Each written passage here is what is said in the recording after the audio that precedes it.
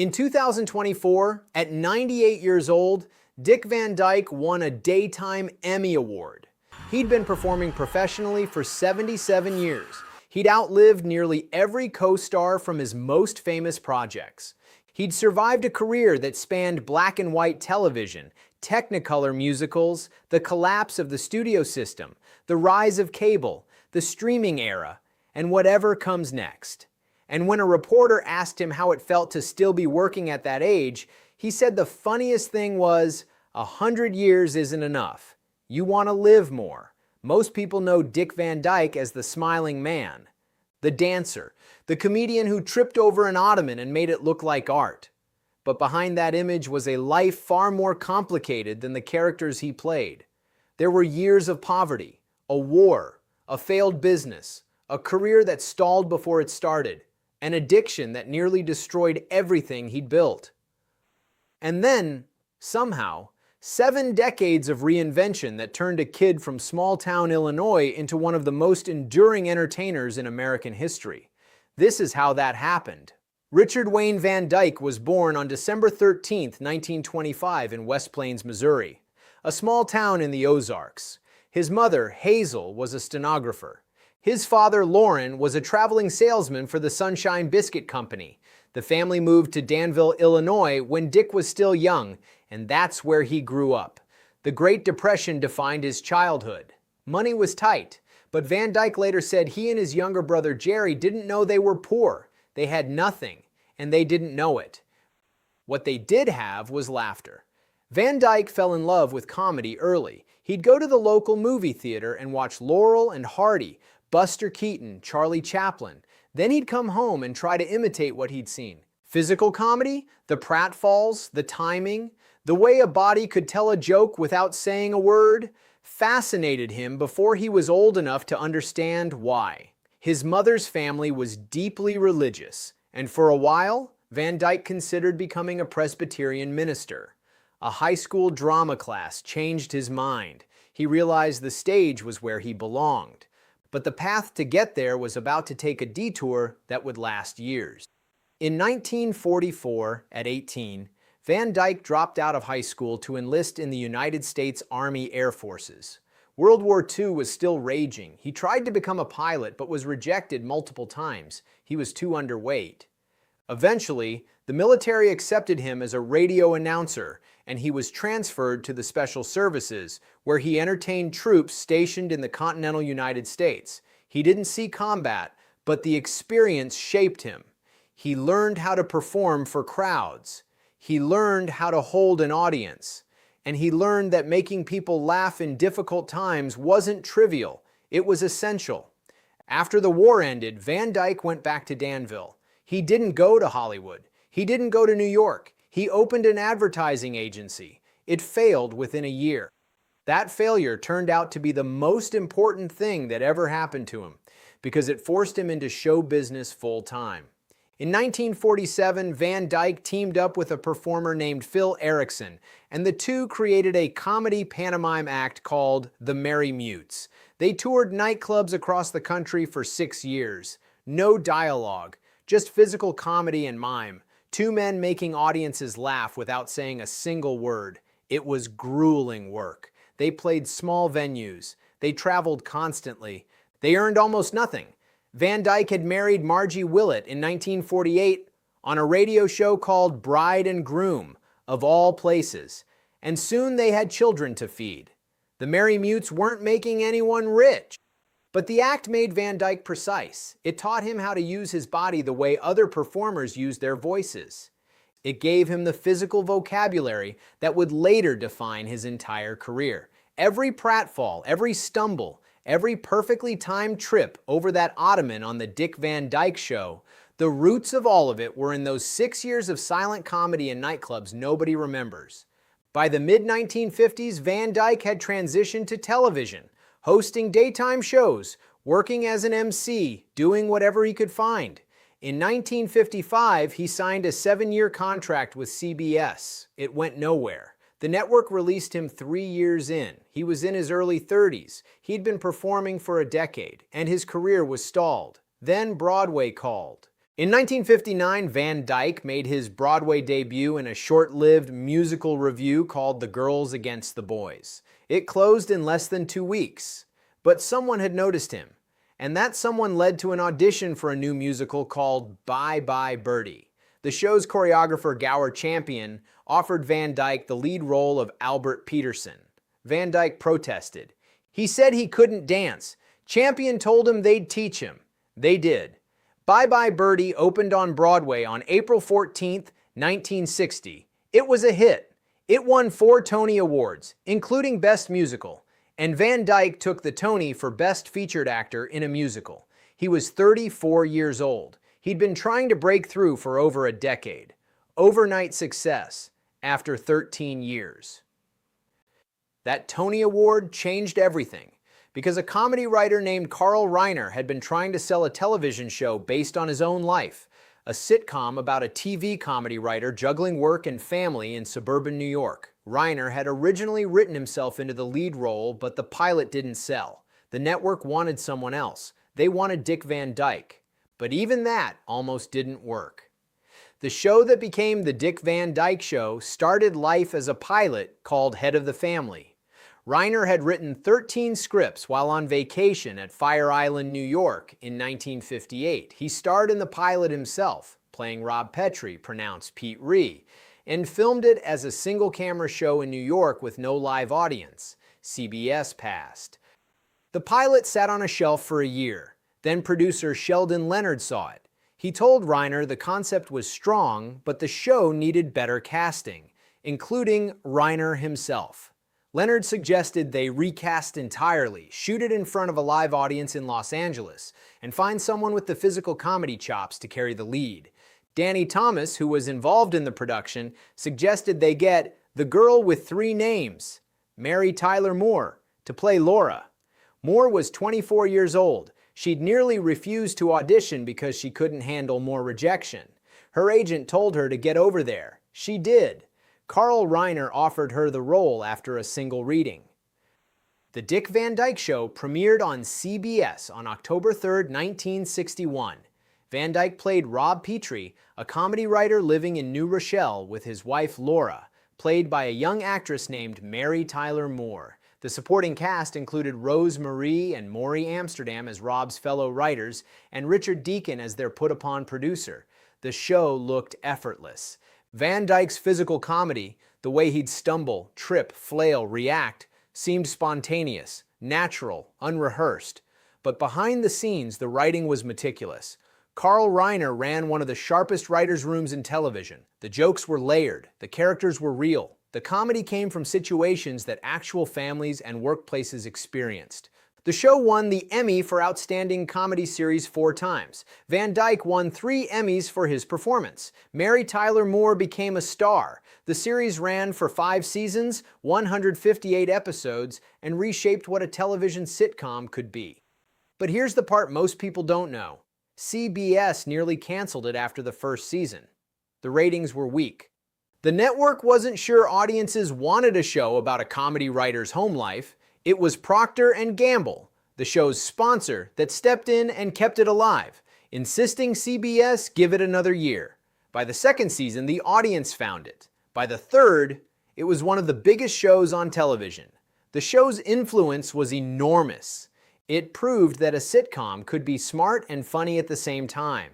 It showed that a husband and wife could be equals on screen.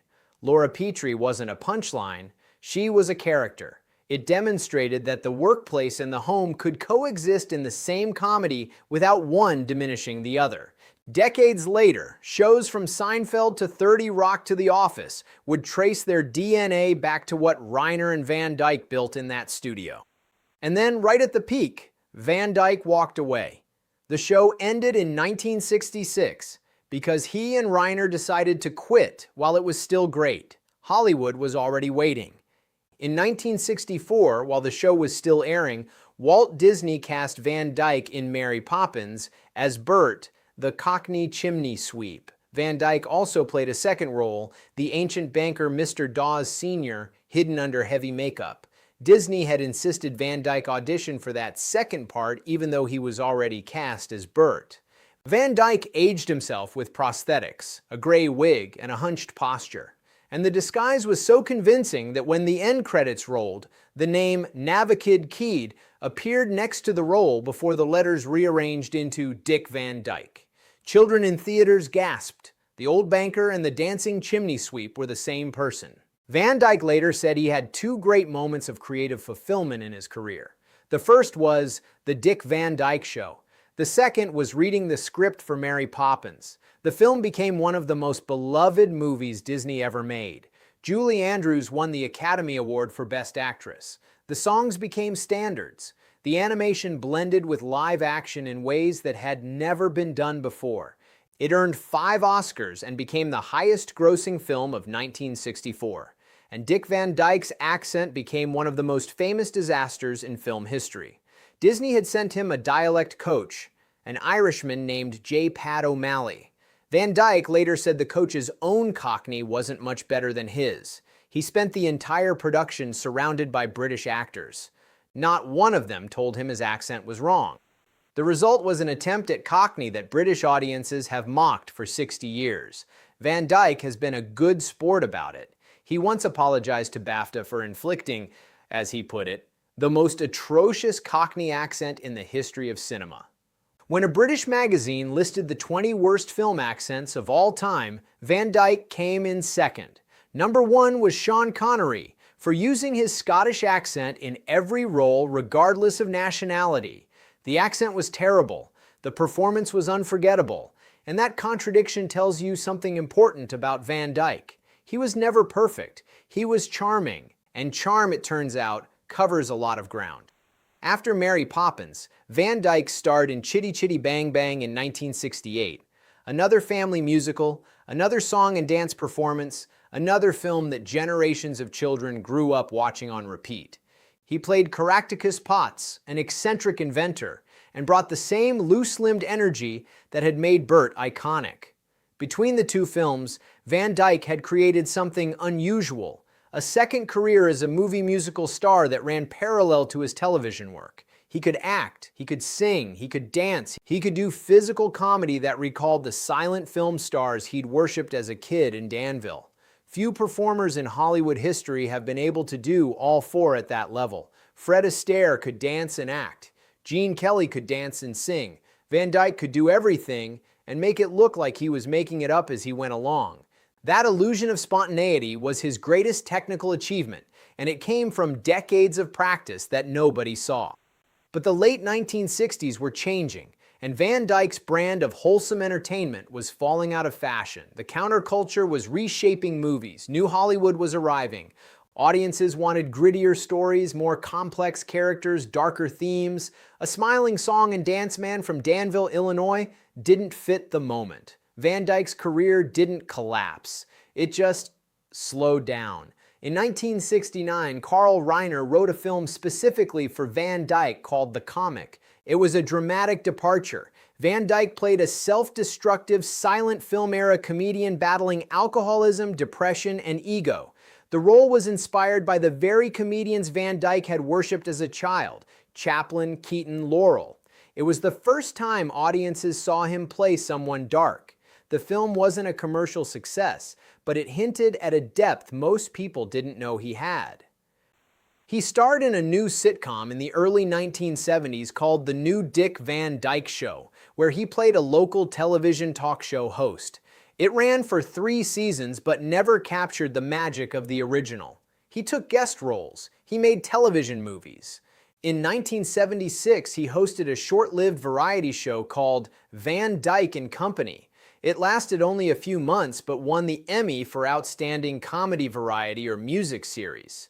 He appeared on The Carol Burnett Show in its final season in 1977, but by the 1980s, the blazing career that had defined a decade of American entertainment was fading. He spent most of the decade in forgettable made-for-TV movies and one-off guest appearances, and behind the scenes, something much darker had already happened. Dick Van Dyke was an alcoholic. He'd started drinking as a teenager. He was painfully shy, with strangers, in social situations, in the world beyond the stage. Alcohol dissolved the barriers. It loosened him up. It made him social, and for years he didn't see it as a problem. He just saw it as the way he functioned. The drinking got worse as his career slowed. When the phone wasn't ringing, when the projects weren't coming in, the bottle was always there. Van Dyke later estimated he went through about 7 years of heavy drinking. At his worst, he was consuming 1 to 2 bottles of vodka a day. He wasn't drinking to celebrate, he was drinking to disappear. The addiction strained his marriage. It strained his relationships with his children. It eroded the discipline that had made his career possible in the first place. The man who'd spent 6 years mastering silent comedy in nightclubs, the man who'd rehearsed physical routines until they looked effortless, was losing control of the one thing that mattered most: himself. In 1972, at 46 years old, Van Dyke checked himself into a hospital. He stayed for 3 weeks. It was the hardest thing he'd ever done. When he came out, he was sober.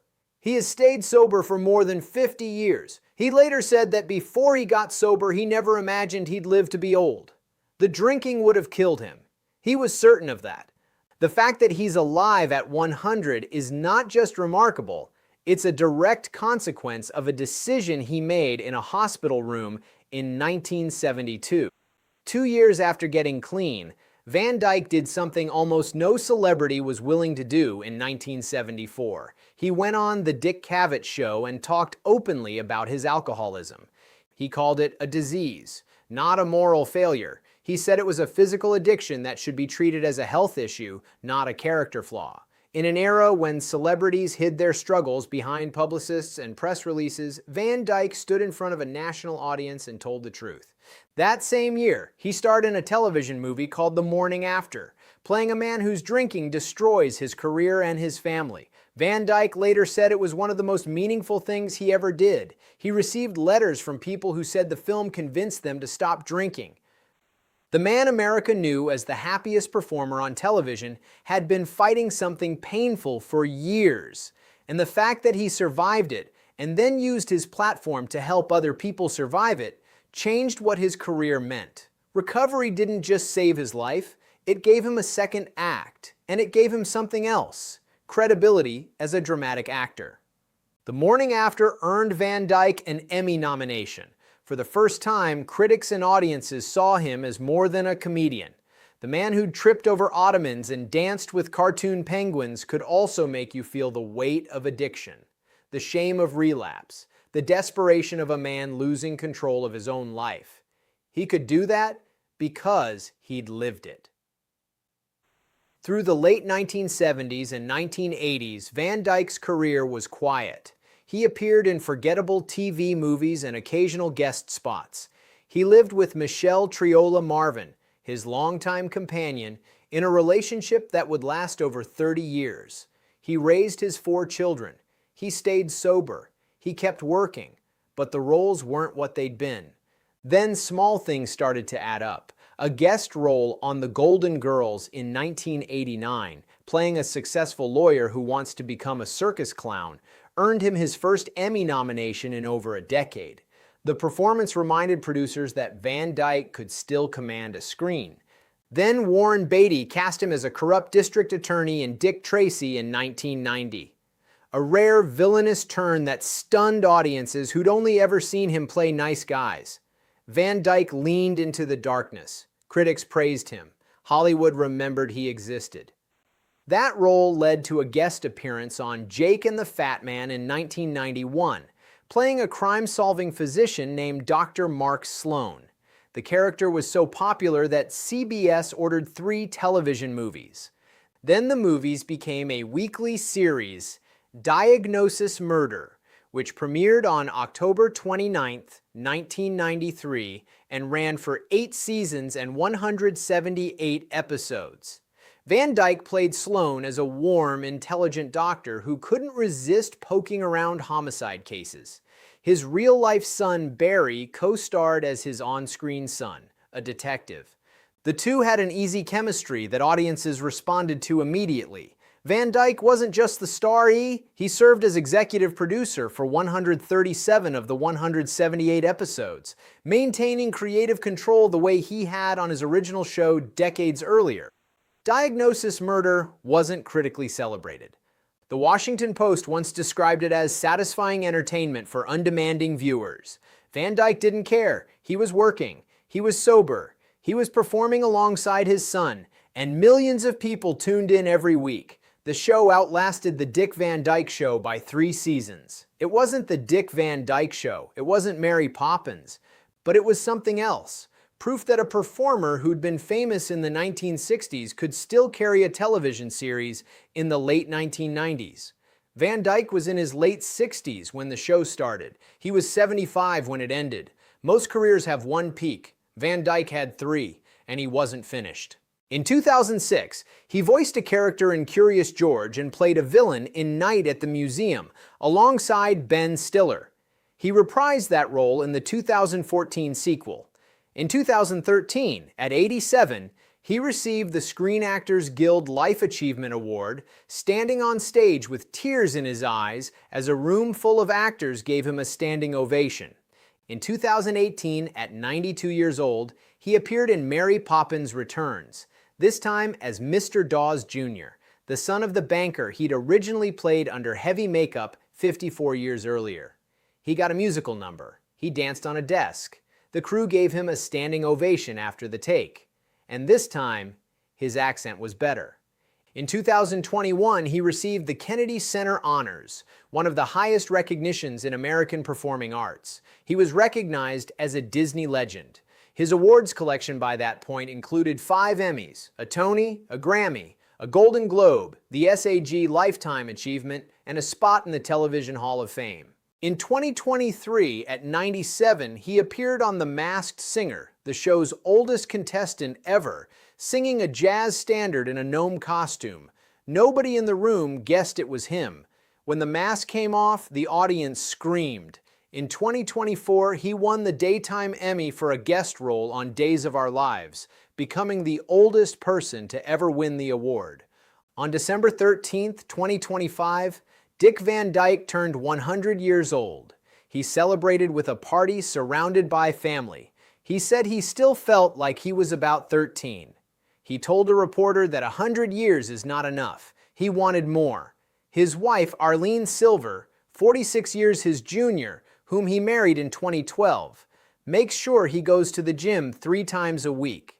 He has foot problems and hearing loss and vision issues that have forced him to give up some hobbies, but he still wakes up happy. He said he's never once woken up in a bad mood. Think about what that means, coming from a man who survived the Depression, a world war, career failure, career success, career stagnation, alcoholism, recovery, the death of his longtime partner, the loss of his brother Jerry, the loss of his co-star Mary Tyler Moore, and a century of changes in the country he entertained. Van Dyke's longevity isn't just physical, it's creative. He kept a barbershop quartet called the Fantastics, going for over 20 years. He released a jazz album in 2018 at age 92. He spent hundreds of hours in a guest house creating computer-generated special effects as a hobby, inserting himself into old clips of his own show, putting his grandchildren into scenes from Jurassic Park. He never stopped playing. And maybe that's the point. Most entertainers spend their careers trying to stay famous. Dick Van Dyke seemed more interested in staying curious. He didn't cling to the version of himself that the world remembered. He kept finding new versions, new projects, new ways to make people laugh or think or feel something. His personal life wasn't simple. He married Margie Willett in 1948, on a radio show called Bride and Groom.